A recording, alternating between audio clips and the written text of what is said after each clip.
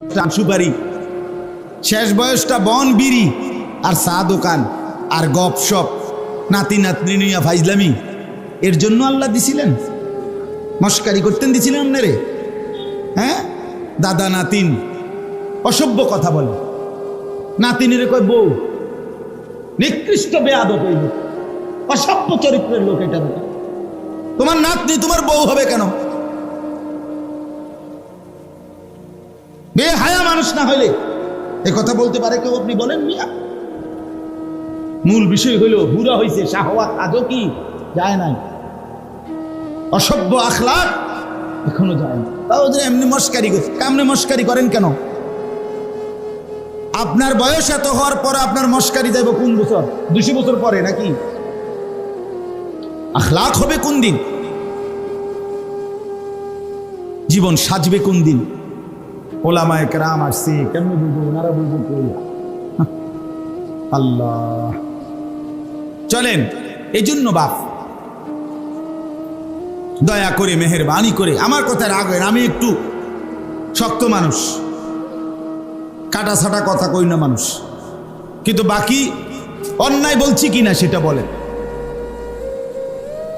আমরা দয়া করে হায়াত কাজে লাগাই, হায়াতটা কাজে লাগান। শেষ বয়স আল্লাহ যাদেরকে দিছে, সুযোগ দিছে রে বাপ আল্লাহ, চাচা আল্লাহ আপনাকে সুযোগ দিয়েছেন। কত মানুষ জওয়ান কালে অল্প বয়সে কবরে চলে গেছে, আর আল্লাহ তাআলা লোকটাকে সুযোগ দিছে। আমাদের সাথে পরিচিত, আমাদের আজকে হজ শেষে এইবার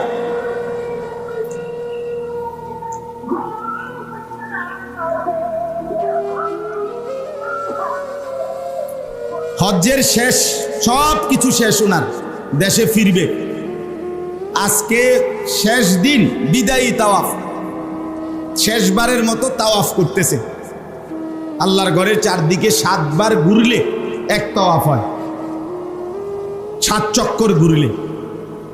তো শেষ, এরপরে চলে যাবে দেশে। 5টা চক্কর ঘুরছে, 5 ঘুরা শেষ, আর 2টা চক্কর বাকি। এই সময় এই লোক বাংলাদেশি, আমাদের পরিচয়, মানে স্ট্রোক করছে, ওইখানেই মারা গেছে। এইবার আহা, আর 2টা চক্কর পূর্ণ করতে পারে না, কবরে চলে গেছে। সব সাইরা জিদ্দা এয়ারপোর্টে আইছে, আরেকজন জিদ্দা এয়ারপোর্টে ওইখানে বসে স্ট্রোক করছে, মারা গেছে। অর্থাৎ এখন বিমানে উঠবে, বাংলাদেশে আসবে। কি বা জিন্দেগি এভাবেই প্রতিনিয়ত চলেই যায়।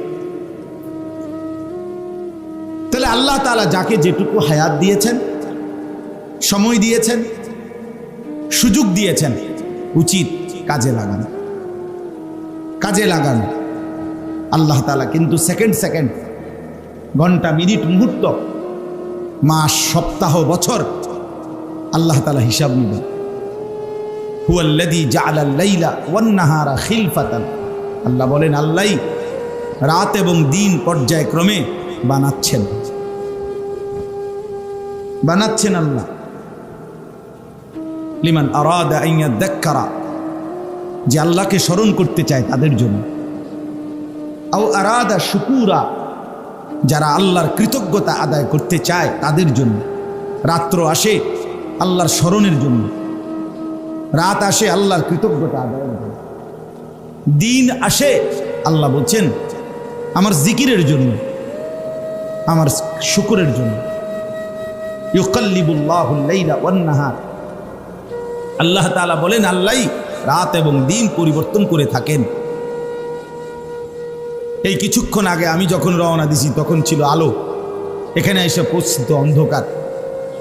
খুব দ্রুতগতিতে এই সাদা ধবধবে আকাশকে অন্ধকারের কালো চাদর দিয়ে যিনি এই কিছুক্ষণ আগে ঢেকে দিয়েছেন, তিনি আল্লাহ, তিনি আল্লাহ। অতএব প্রতি মিনিট, প্রতি মুহূর্ত আল্লাহ।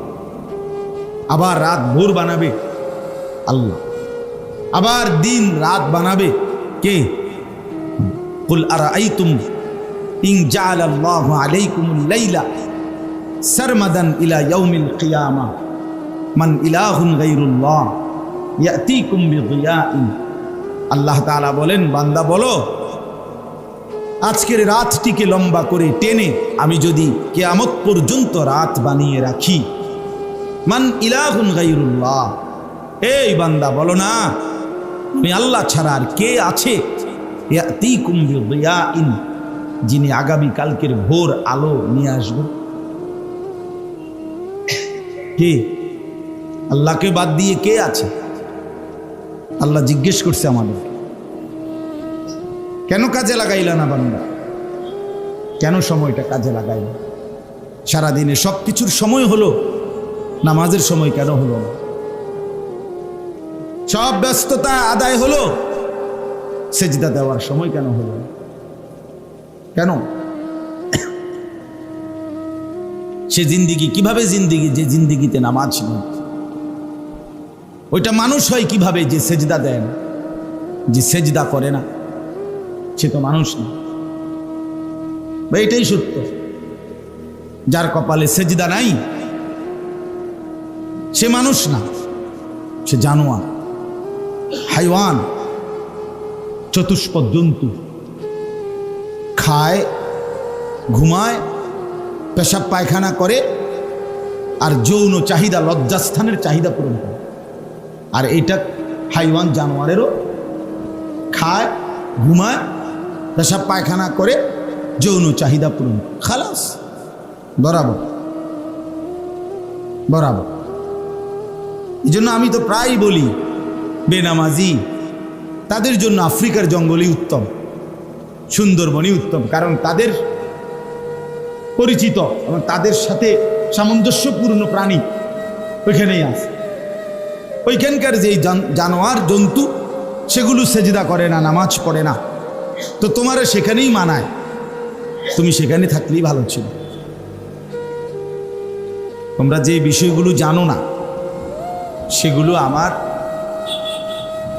জাননেওয়ালা ওলামা আহলে জিকির, এমন জ্ঞানবান ওলামায়ে কেরাম, ফুকাহায়ে কেরাম, তাদের কাছ থেকে জিজ্ঞেস করেন।